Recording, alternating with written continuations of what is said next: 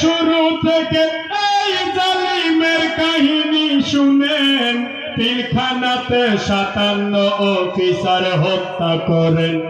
তুমি কেমন জালিম!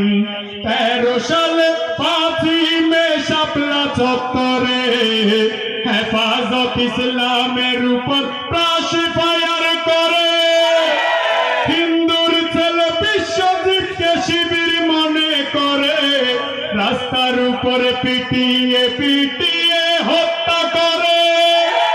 বুয়েটে ছাত্র নাকি শিবির করার অপরাধে শহীদ হলো আমার ভাই আবরার ফাহাদে। তুমি কেমন জালিম! সাজানো ষড়যন্ত্র মিথ্যা ট্রাইব্যুনালে আমার নেতাদেরকে কেন ফাঁসিতে ঝুলালে? বিনা দোষে গুম করে বছরকে বছর নিয়ে রেখেছিল কেন কেন আইনা ঘর?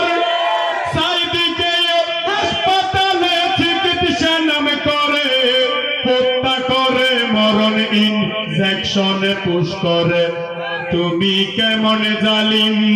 আল কোরআনের মাহফিলেও বাধা নিষেধ ছিলে, অনুমতি লেগেছে কোরআন